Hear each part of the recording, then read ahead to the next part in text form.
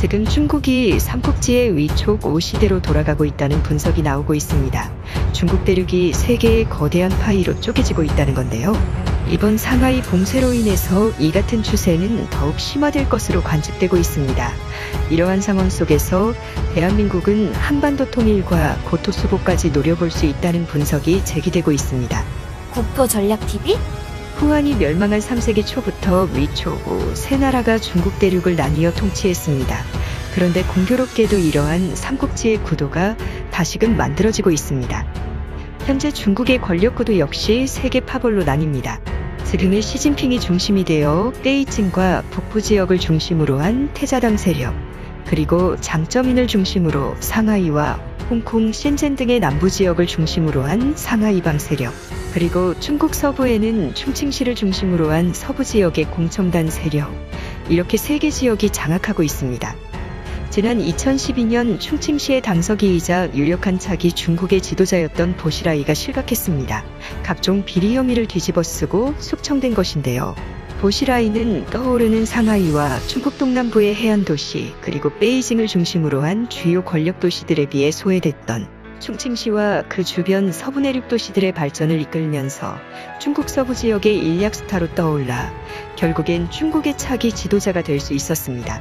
하지만 차기 또 다른 견제 세력인 상하이방, 베이징을 근거로 한 태자당의 시진핑 세력은 그를 축출하였고 시진핑 장기 독재 체제를 구축하였습니다.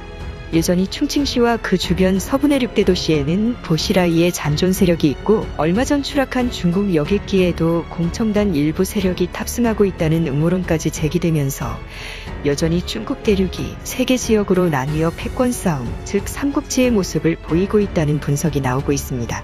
보시라이 축출을 위해 손을 잡았던 상하이방과 시진핑의 태자당은 지금은 최악의 상황에 이르고 있습니다. 당초 시진핑의 이연임 이후 다음 최고 권력자는 상하이방에서 나오는 것이 옳은 상황이었으나 시진핑의 태자당 측에서 장기 집권 체제를 굳히기로 결심하면서 상하이방 세력의 불만이 극에 달하고 있습니다. 2022년 11월이면 사상 최초로 시진핑의 3년임이 결정되는 중국 공산당 20차 당대회가 개최됩니다. 이 11월 이전에 상하이방, 공청단의 주요 세력을 진압해야 하는 상황에 직면한 것인데요.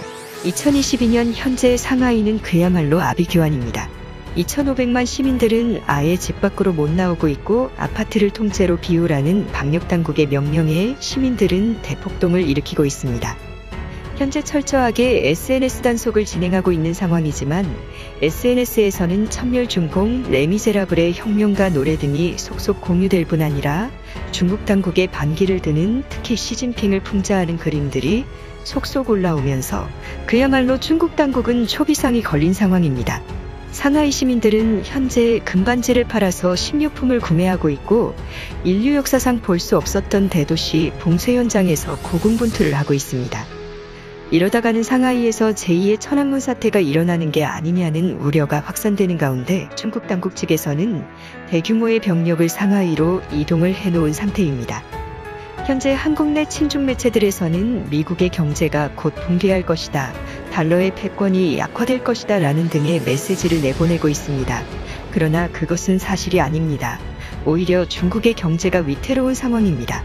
미국 달러화는 사우디 페트롤 달러 결제 시스템에서 중국 위안화에 밀리릭이라는 친중 매체들의 보도가 이어지고 있지만 현재 세계를 지배하고 있는 4차 산업혁명의 원동력이 되는 화폐로 점유율을 거의 독점하다시피 하고 있습니다. 애플, 아마존, 구글, 페이스북, 넷플릭스 같은 기업들의 모든 세계 결제 시스템이 달러화 결제 시스템으로 이루어지고 있는 상황으로 오히려 민간 기업들, 소규모 비즈니스의 달러 결제가 더욱 활발해지고 있는 상황입니다. 이에 반해 중국 위안화는 화석연료, 식료품, 공산품 같은 1차 산업, 2차 산업의 시대에 뒤떨어진 재화결제에만 사용될 뿐 아니라 중국 내 정치적 불안 상황이 초래되면서 중국 화폐 결제 시스템이 붕괴 위기에 직면했다는 분석이 나오고 있습니다. 그럼 현재 중국 대륙에서 어떠한 나라들이 탄생할지 살펴봅니다. 첫 번째, 오나라의 부활. 중국에서 상하이방을 중심으로 한 권력 세력이 과거 삼국시대의 오나라를 부활시킬 것이란 관측이 나옵니다. 과거 오나라는 중국 상하이 지방, 홍콩 일대의 광동어 사용권 지방을 지배했습니다.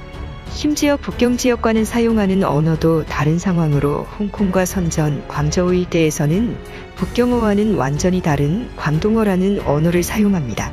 최근 문제가 되고 있는 상하이 역시 서구 자본과 서구식 민주주의에 친숙한 시민들이 많이 살고 있고 대만과도 가까워 서구식 민주주의에 매우 친숙한 지역입니다.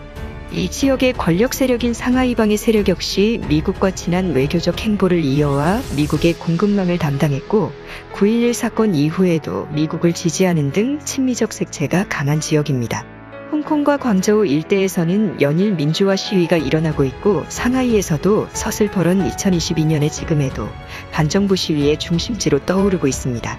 이는 자칫 양쯔강 이남 지역이 민주주의 체제로 베이징과는 다른 독립국가가 탄생할 수 있다는 분석이 나옵니다. 두 번째, 위나라의 부활. 시진핑 정권을 필두로 한 태자당 세력이 과거 삼국지의 위나라를 부활시킬 것이란 관측이 나옵니다.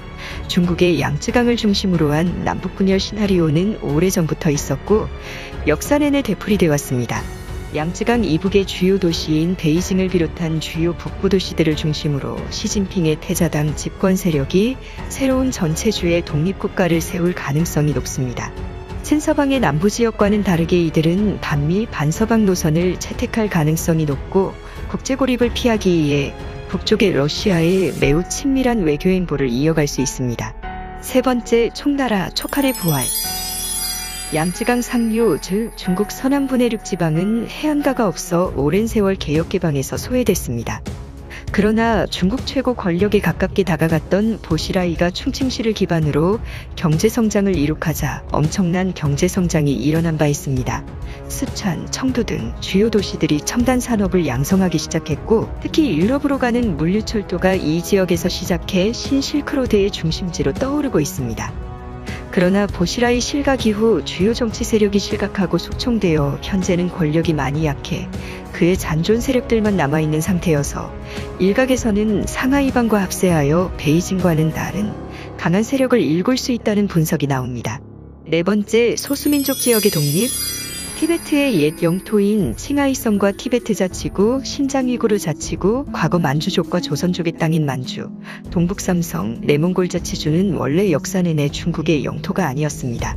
이 때문에 현재까지도 강한 독립심이 있는 상황이며 특히 신장 위구르 자치주에서는 심각한 인권 탄압이 일어나자 ETIM이라는 동돌골 분리독립 무장투쟁 세력이 구체적인 무장투쟁 운동을 하고 있습니다. 만약 중국이 위초고 삼국시대처럼 내부 분열이 가속화되면 ETIM 측의 무장투쟁운동도 더욱 활발해질 가능성이 농후합니다. 특히 만주 동북삼성, 산동반도를 관할하는 집단, 즉 중국 3대 정치파벌을 제외한 또 다른 강한 집단이 있습니다. 바로 북부전구 군부 세력입니다. 이들은 동북삼성과 산동성 같은 과거 한반도와 매우 밀접한 역사적 지역을 관할하고 있고 특히 조선족들이 이 군부에서 많은 활동이 있는 상황입니다. 과거 이들은 보시라이와 함께 쿠데타를 일으킬 수 있을 것이라는 관측도 나왔으나 시진핑 세력 장기 집권 이후 친시진핑 세력으로 물갈이 됐다는 분석이 나오고 있습니다. 하지만 다시금 반시진핑 세력이 북부전구의 핵심 세력으로 떠오를 경우 산동반도, 만주동북삼성이 새로운 정체성을 갖는 독립집단으로 떠오를 수 있습니다. 이렇게 중국 시진핑 지도체제에 반발을 하는 집단들이 크게 늘어나면서 큰 혼란이 중국에서 벌어질 수 있을 것이란 관측이 나오고 있습니다. 이를 무마시키기 위해서 현재 중국 당국은 대만과의 무력 통일을 추진하고 있고 20차 중국 공산당 당대회가 열리기 직전 2022년 가을경에 대만을 무력 침공할 가능성이 높다는 전문가들의 분석이 나오고 있습니다. 이 때문에 한국에서도 이웃국가의 무력 충돌 상황을 대비해서 확실한 경계태세를 갖추어야 하며 한미동맹을 더욱 결속 강화할 필요가 있다는 지적이 나옵니다. 국토전략TV 오늘은 이걸로 마칩니다. 고맙습니다.